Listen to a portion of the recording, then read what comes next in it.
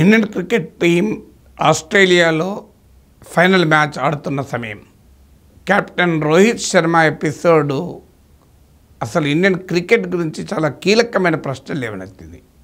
I'm not getting into the matches, performance of players, but Indian cricket టీంలో ఒక పెద్ద సవాల్ ఏంటి?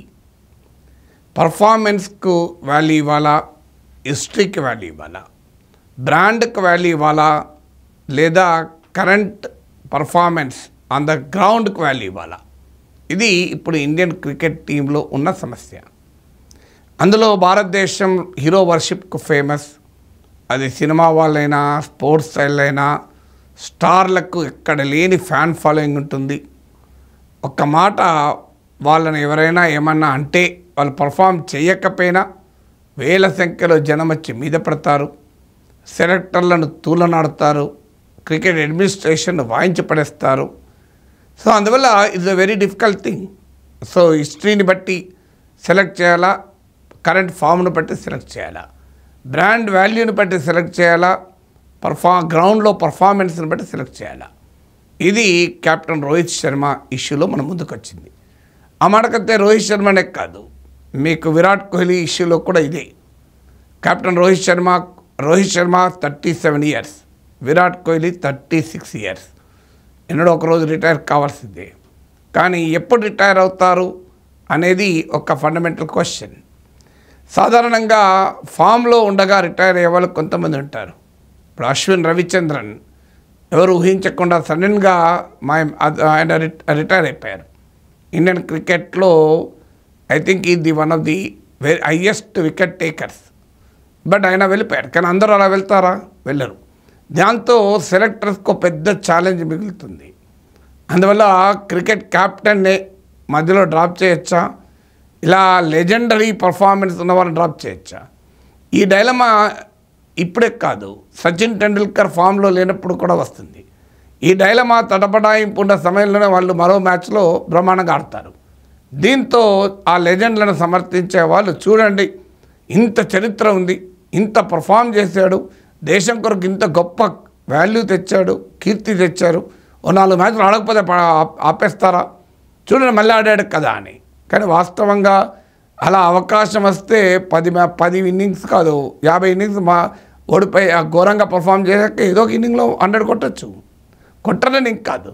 కానీ అడపాదడపా కొట్టిన దానికి, పర్ఫామ్ చేసిన దానికి వాల్యూ ఇవ్వాలా, ఒక కన్సిస్టెన్సీ ఇన్ పర్ఫార్మెన్స్కు వాల్యూ ఇవ్వాలా అన్నది అవకాశం. టెస్ట్ మ్యాచ్కు వచ్చిన ప్లేయరు, అందులో ఆ స్థాయిలో రోహిత్ శర్మ, విరాట్ కోహ్లీ, సచిన్ టెండూల్కర్ ఇలాంటి స్థాయిలో ఉన్న ప్లేయర్స్కు ఒక 50 మ్యాచ్లు ఆడితే 40 మ్యాచ్లు ఫెయిల్ అయితే 4 మ్యాచ్లు బ్రహ్మాండంగా ఆడొచ్చు కూడా. కానీ దాన్ని బట్టి మనం డిసైడ్ చేస్తామా అనేదే క్వశ్చన్. ఎందుకు ఇదంతా ఉపోద్ఘాతం అంటే రోహిత్ శర్మ అదే చర్చ. రోహిత్ శర్మ 3 మ్యాచ్లు ఆడాడు ఆస్ట్రేలియాతో, 5 ఇన్నింగ్స్ ఆడాడు. ఎవరేజ్ ఎంత అంటే 31 రన్స్, 6.2. Can you imagine? ఒక క్యాప్టెను 6 రన్ ఎవరేజ్తో ఆడితే ఏం చేయాలి ఆ మ్యాచ్? రోహిత్ శర్మ లెజెండ్ కాదని ఎవరన్నారు. రోహిత్ శర్మ ఒక గొప్ప బ్రాండ్ కాదని ఎవరన్నారు. ఇది ఆయన పట్ల గౌరవం తగ్గాల్సిన అవసరం లేదు. కానీ ఏ ప్లేయర్ కూడా ప్రతి మ్యాచ్లు, ప్రతి సిరీసు కంటిన్యూస్గా ఎంతకాలమైనా ఆడతాడా? అది ప్రాక్టికల్గా సాధ్యమా? ఏ స్టార్కి సాధ్యం కాదు. ఎంత గొప్ప ఇంటెలిజెంట్ చైల్డ్ అయినా ప్రతి ఎగ్జామ్లో పర్ఫామ్ చేయాలని రూల్ ఏం లేదు. ఇంకా ఎగ్జామినేషన్లో అయినా పర్ఫామ్ చేయొచ్చేమో. గొప్ప సినిమా హీరోలు నటించిన సినిమాలకు కూడా కొన్ని ఘోరంగా ఫ్లాప్ అవుతాయి బాక్స్ ఆఫీస్లో. సో అందులో స్పోర్ట్స్ చాలా పెద్ద పెద్ద రాజకీయ నాయకులు, అత్యంత పలుకుబడి కలిగిన వాళ్ళు ఘోరంగా ఓడిపోతుంటారు.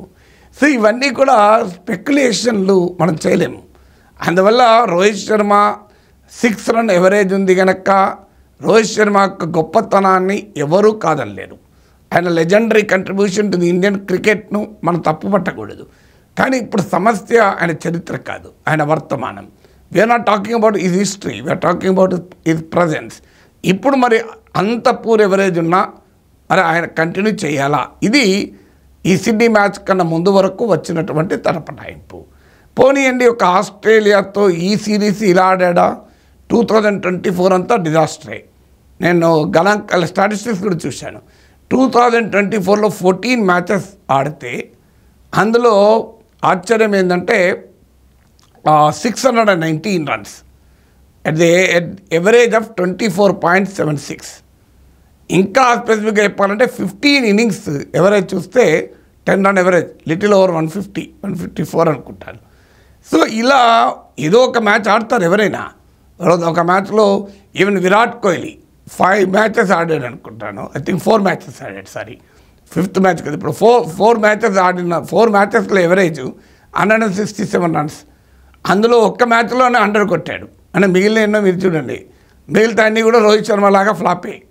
మరి ఇలా ఎంత గొప్ప ప్లేయర్స్ అయినా ఫామ్లో లేనప్పుడు, ఆడనప్పుడు వాళ్ళని కంటిన్యూ చేయాలా. అంత గొప్ప చరిత్ర ఉన్నది కనుక వాళ్ళకు కొంత అవకాశం ఇస్తే మళ్ళీ ఫామ్లోకి రావచ్చు.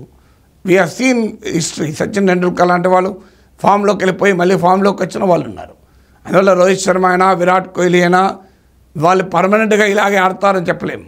They have the capability to come back. అందుకొరకు ఓపిక పడదామా? ఓపిక పడితే ఈ లోపల చాలా మ్యాచ్లు ఎగిరిపోతాయి. ఇప్పటికి already Australia series Sydney match కన్నా ముందు 2-1లో ఉన్నాం. ఆల్రెడీ మనం ఫస్ట్ మ్యాచ్ గెలిచాక దెబ్బతింటూ వచ్చాం. మరి సిరీస్ని త్యాగాలు చేయొచ్చా? కొత్త ప్లేయర్స్ రాకూడదా? కొత్త ప్లేయర్స్కు అవకాశం ఇవ్వకూడదా? సో ఇది చాలా పెద్ద చర్చ. సో అందువల్ల మనకు ఇక్కడ అర్థం కావాల్సింది ఏంటంటే, ఇలా ఎంతకాలం మనము ఈ ప్లేయర్లను ఉండాలి. సమస్య ఏంటంటే వీళ్ళు ఓన్లీ ప్లేయర్స్ అయితే ఇబ్బంది లేదు, వీళ్ళకు పెద్ద fan following. They bring money, big crowds వీళ్ళ ద్వారా వస్తాయి. అందువల్ల ఇండియన్ కల్చరల్ కల్చరల్ కాంటెక్స్ట్ కూడా ఏంటి, మన వ్యక్తి ఆరాధన తత్పరులము, హీరో వర్షిప్కి అలవాటు పడ్డ వాళ్ళము. అందువల్ల ఒక లెజెండరీ ప్లేయర్ విరాట్ కోహ్లీ, రోహిత్ శర్మ ఇలాంటి ప్లేయర్లను కనుక సెలెక్టర్లు ముట్టుకోవటానికి సాహసం చేయలేరు. మరి చేయనప్పుడు ఎలా ఏంటి మరి పరిష్కారం? వాళ్ళంతా వాళ్ళే ఆప్ట్అవుట్ కావాలి. ఇప్పుడు రోహిత్ శర్మ విషయంలో కూడా అదే వార్తలు వస్తున్నాయి. ఆయనే ఆప్ట్అవుట్ అయ్యాడు in the interest the team అని. ఇప్పుడు జస్ప్రీత్ బుమ్రా కూడా అదే చెప్పాడు, Rohit Sharma opted out on his own అని. కానీ వార్తలు వస్తున్నాయి ఏంటంటే, కాదు పంపించారు, ఇక చాలు ఏవయ్యా కెప్టెన్ అనేది మాత్రం ఆడకపోతే కలవది అని. చాలా గౌరవంగా ఉండాలి కనుక తనంతట తానే వెళ్ళిపోయాడు అని. వాస్తవంగా ఈ సిరీస్ తర్వాత రోహిత్ శర్మ రిటైర్ అవుతారని కూడా వార్తలు వచ్చాయి. అందువల్ల ప్లేయర్స్ తమంతట తామే స్వచ్ఛందంగా వాళ్ళే అర్థం చేసుకొని మేము ఫామ్లో లేము, కొత్త ప్లేయర్స్కి అవకాశం ఇవ్వాలి, కొత్త ప్లేయర్స్ బ్రహ్మాండంగా ఆడగలుగుతారు, let us give them an opportunity. Maiden మ్యాచ్లోనే బ్రహ్మాండంగా ఆడుతున్న వాళ్ళు కనబడుతున్నారు. Let us give way to the newcomers అనేటువంటి ఒక ఉదార స్వభావాన్ని వాళ్ళు కనుక ప్రదర్శిస్తే ఇబ్బంది లేదు. కానీ వాళ్ళకు కూడా ఒక ఇబ్బంది అలా ప్రదర్శించడానికి. వాళ్ళకి ఇబ్బంది ఏంటంటే, వీళ్ళు పెద్ద పెద్ద కాంట్రాక్ట్లు 1 year 2 yearsకు ఈ ఎండార్స్మెంట్ కాంట్రాక్ట్లు, అడ్వర్టైజ్మెంట్, బ్రాండ్ ప్రమోషన్, వీళ్ళు ప్రమోషన్ కాంట్రాక్ట్లు సైన్ చేస్తుంటారు. ఈ ప్రమోషన్ కాంట్రాక్ట్లకు వాల్యూ చాలా ఎక్కువ ఉంటుంది. ఇప్పుడు రోహిత్ శర్మది 5 crores అంటున్నారు. సో మీకు జస్ప్రీత్ బుమ్రాది 3 crores అంటున్నారు.